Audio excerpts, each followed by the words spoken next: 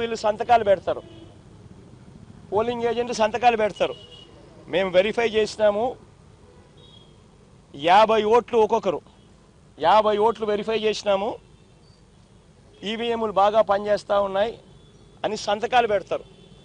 ఆ సంతకాలు పెట్టిన తర్వాతనే జనరల్ ప్రజలకు పబ్లిక్కు ఓటింగ్ను పర్మిట్ చేస్తారు. ఓటింగ్ తర్వాతనే అవకాశం ఇస్తారు జనరల్ పబ్లిక్కు. మరి ఇటువంటి తెలుగుదేశం పార్టీకి సంబంధించిన ఏజెంట్లే అన్ని పార్టీలకు సంబంధించిన ఏజెంట్లతో పాటు కలిసి నొక్కి వీవీప్యాట్లలో కూడా దాన్ని చూసుకొని కరెక్ట్గా అన్నీ పనిచేస్తూ ఉన్నాయని చెప్పి వెరిఫైడ్ అని చెప్పి సంతకం పెట్టి పోలింగ్ ఆఫీసర్లకు ఇచ్చిన తర్వాతనే పోలింగ్ మొదలైంది. మరి ఏ రకంగా చంద్రబాబు నాయుడు గారు చెప్తారు ఈ రకంగా ఈవీఎంలు అది జరిగాయి, ఈవీఎంలు ఇది జరిగాయి, నేను ఎవరికి ఓటేసానో నాకు తెలియదు అని చెప్పి ప్రజలను తప్పుదోవ పట్టించడం నిజంగా ఒక ముఖ్యమంత్రి స్థాయిలో ఉన్న వ్యక్తి చేయదగ్గ పనేనా అని అడుగుతా ఉన్నా. ఇక మూడోది చంద్రబాబు నాయుడు గారిని మీ తరఫున అడుగుతా ఉన్నా, మీరు కూడా దయచేసి అడగండి. ఇదే పెద్ద మంచి చంద్రబాబు నాయుడు 2014లో గెలిచింది ఈవీఎంలతో కాదా? అప్పుడన్నా ఇంకా వీవీప్యాట్లో ఇంకా లేవు, ఇంకా మేము అనాలా. అప్పుడు బటన్ ఎవరికి నొక్కినామో ఎవరికి పోటు పడిందో మాకు తెలియదని మేము అనాలా. కానీ ఇక్కడైతే కనీసం కనిపిస్తూ ఉంది వీవీప్యాట్. తర్వాత ఇంకా వీవీప్యాట్ కూడా వచ్చింది, బటన్ నొక్కిన తర్వాత వీవీప్యాట్లో కనిపిస్తూ ఉంది ఏ పార్టీకి ఓటు వేసామని. అప్పుడు చంద్రబాబు నాయుడు 2014లో గెలిచినప్పుడు అది కూడా లేదు, అయినా మేమేమనలా. చంద్రబాబు నాయుడు గారు నంద్యాల బై ఎలక్షన్ చేసినాడు, తర్వాత 30,000తో గెలిచినాడు నంద్యాల బై ఎలక్షన్. అప్పుడు ఇదే ఈవీఎంలు ఇదే వీవీప్యాట్, ఆయనకు అనుకూలంగా తీర్పు వస్తే ఏమలా అన్నీ బాగున్నాయి. వీవీప్యాట్లు బ్రహ్మాండంగా ఉన్నాయి, ఈవీఎంలు బ్రహ్మాండంగా ఉన్నాయి. మరి ఇదే ఈవీఎంలు జనరల్ ఎలక్షన్స్కు 3 నెలల ముందు రాజస్థాన్, ఛత్తీస్గఢ్, మధ్యప్రదేశ్ 3 రాష్ట్రాలలో కాంగ్రెస్ పార్టీ గెలిచింది, ఇంక్లూడింగ్ కర్ణాటకలో కూడా 4 రాష్ట్రాల్లో కాంగ్రెస్ పార్టీ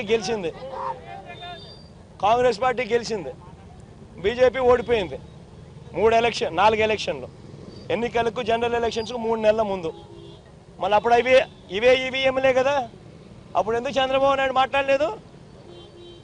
ఒక ముఖ్యమంత్రి స్థాయిలో ఉన్న వ్యక్తి ప్రజలు తనను వ్యతిరేకంగా ఓటు వేస్తున్నారు అని చెప్పి తెలిసి అన్యాయంగా కేసులు ఎవరు ప్రజల గాలి ఉన్నారు తన వైపు లేదు అని తెలుసుకొని బాధితుల మీద కేసు ఎంతటి దారుణంగా డెమోక్రసీని అవహేళన చేస్తూ ప్రజల తీర్పును అవహేళన చేస్తూ మాట్లాడుతూ ఉంటే ఈ మనిషి నిజంగా మనిషేనా అని అడుగుతా ఉన్నా.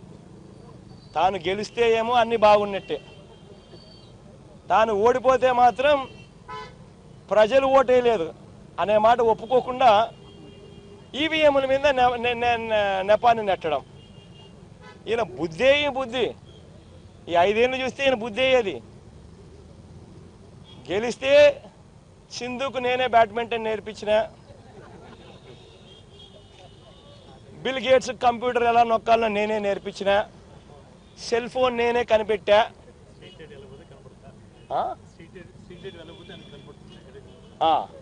ఎక్కడన్నా కానీ స్ట్రీట్ లైట్ వెలగకపోతే నా కంప్యూటర్లో నాకు కనిపిస్తుంది. ఇవన్నీ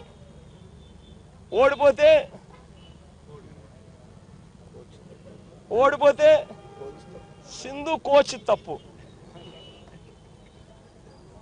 నా computer correct, bill gates button నొక్కడం కరెక్ట్గా నొక్కల, ఇవన్నీ మాట్లాడతాడు.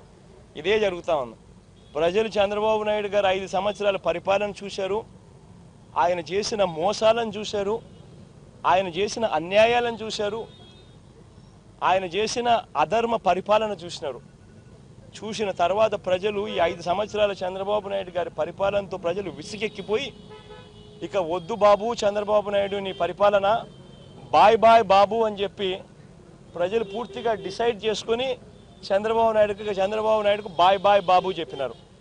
ఇటువంటి పరిస్థితుల్లో చంద్రబాబు నాయుడు గారు తాను ఓడిపోతున్నాడు అని తెలుసుకుని దానిని ఆ నెపాన్ని తన అన్యాయమైన మోసపూరిత పాలన మీద రాకుండా ఈవీఎంలో లేకపోతే ఇంకొకరో మీద నేరాన్ని నెట్టేందుకు విశ్వ ప్రయత్నం చేస్తూ ఉన్న అన్యాయమైన పరిస్థితి ఇవాళ ఈ రాష్ట్రంలో చూస్తూ ఉన్నాం. ఇటువంటి దుర్మార్గుడు, ఇటువంటి మోసగాడు, ఇటువంటి రాక్షసుడు, ఇటువంటి అన్యాయస్తుడు ఎంత త్వర